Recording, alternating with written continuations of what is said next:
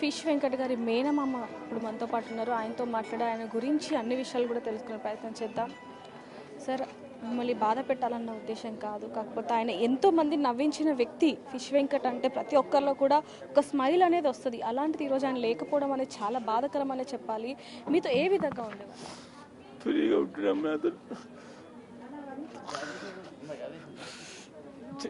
చిన్నప్పటి నుంచి నాతో చాలా ఫ్రీగా ఉంటుండే. నేను ఆర్మీలో ఉన్నప్పటి నుంచి నేను లీవ్లు వచ్చినప్పుడల్లా ఆయనతో నాకు టైంపాస్ ఉంటుండే. అంటే ఫిష్ అనేది కూడా ఫిషెస్ అమ్ముతూ చేపలు అమ్ముతూ కూడా ఇండస్ట్రీలో వెళ్తూ అసలు ఆయన ఎంత గొప్ప వ్యక్తి అనేది మనందరికీ కూడా తెలుసు. దాదాపుగా పెద్ద పెద్ద హీరోలతో ఆయన వర్క్ చేస్తారు, అన్నీ కూడా తెలుసు. కానీ మీతో అసలు ఏ విధంగా ఉండేవాళ్ళు? ఏదైనా చెప్పుకోవడం కానివ్వండి, లేకపోతే ఆరోగ్యం గురించి, ముఖ్యంగా తన కూతురు గురించి, తన చెల్లెల గురించి, తన భార్య గురించి ఏమైనా బాధపడే సందర్భాలు? అందరితో ఫ్రీగానే ఉంటుండేమా, ప్రతి ఒక్కరితో ఫ్రీగానే ఉంటుండే. ఏడ కలిసినా మామ మామ అనుకుంటూ మాట్లాడుతుండే అంతే.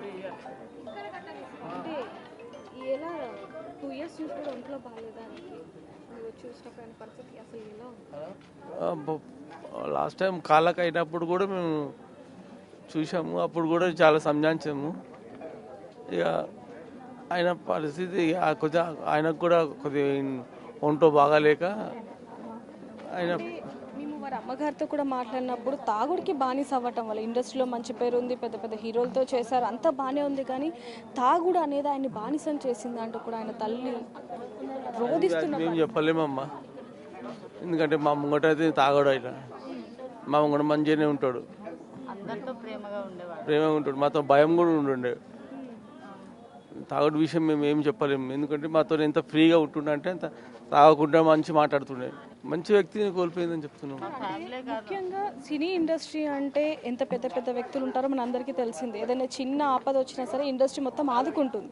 అలాంటిది ఈరోజు ఫిష్ వెంకట్ గారికి ఇలాంటి పరిస్థితి వచ్చినా కూడా ఇప్పుడు వరకు ఇండస్ట్రీ నుంచి ఎవరు రాని పరిస్థితి, పెద్ద పెద్ద హీరోలతో పనిచేశారు ఆయన. అంటే ఎందుకంటే దాని గురించి ఎవరి స్వార్థం వాళ్ళదమ్మా, వాళ్ళ గురించి మేము చెప్పలేము, వేరే వాళ్ళ గురించి.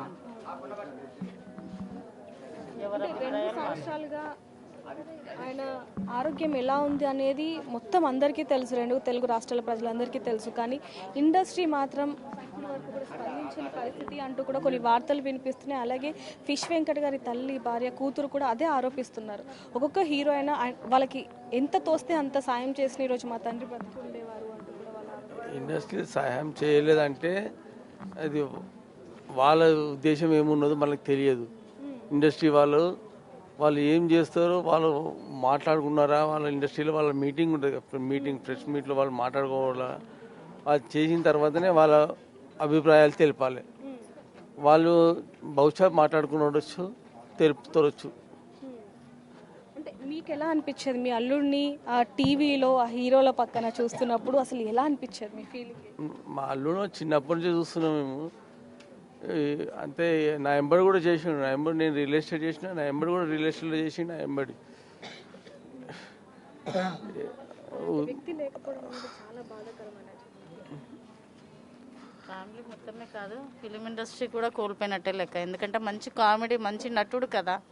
ఆ మంచి నటుడిని మనం అంతా కోల్పోయినట్టు లెక్క. ఫిలిం ఇండస్ట్రీ కూడా నిజంగానే అందరూ కూడా ఎంతగానో రోధిస్తున్న పరిస్థితి. ఆయన ఎంత మిస్ అయ్యారు, ఎంత మిస్ అవుతున్నారు అనేది కూడా తెలుస్తుంది. చెల్లెల కళ్ళల్లో ఆ నీరు అనేది మాకు కనిపిస్తూ ఉంది. అక్క, అంటే మిమ్మల్ని ఇబ్బంది పెట్టాలని కాదు, పొద్దున్న నుంచి కూడా మీకు ఆయన అంటే ఎంత ఇష్టం, ఆయనకి మీరు అంటే ఎంత ఇష్టం అని మీ కళ్ళలో మేము చూసాం. ఆ బాధ అనేది మాకు అర్థమవుతుంది. మీతో ఎలా ఉండేవాళ్ళు అసలు? చాలా ప్రేమగా ఉంటుంది. మీరు పొద్దున్న అసలు ఆయన మిస్ అవుతున్నాను కాల్ చేస్తుండే ఇంటికి. అన్న ఇట్లాంటి ఏ బాధ ఉన్నా పంచుకునేవాడు. ఒక్క దగ్గరనే ఉన్నాం ఇద్దరం.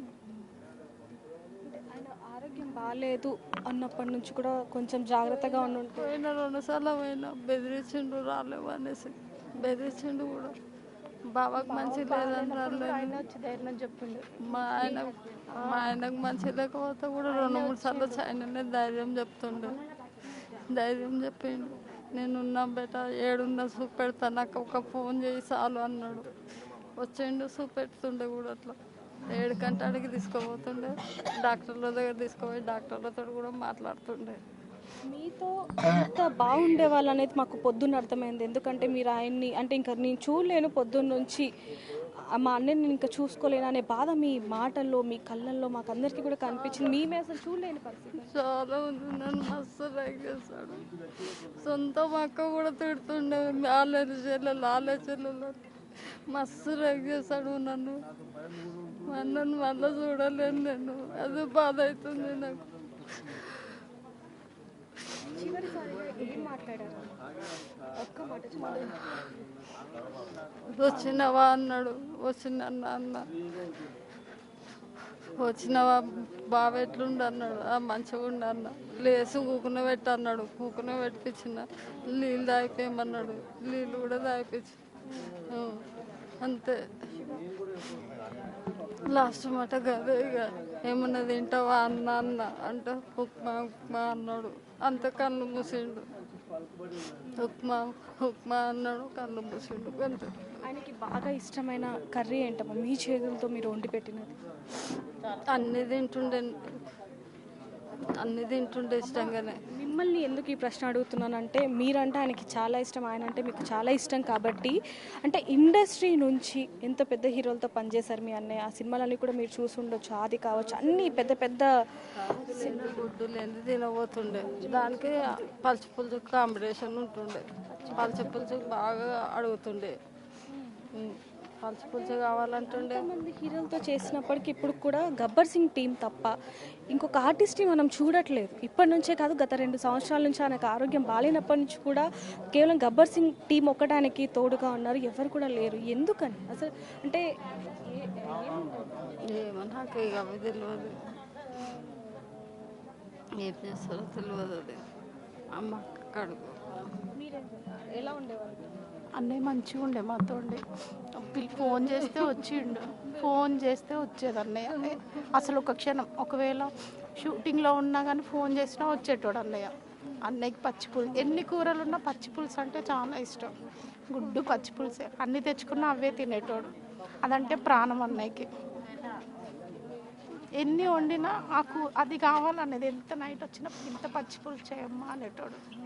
అట్లా చిన్నగా ఉన్నప్పుడు మంచిగా ఏది వండుకున్నా నేను అటుకు మీద దాచిపెట్టిస్తుండే మా అన్నకు.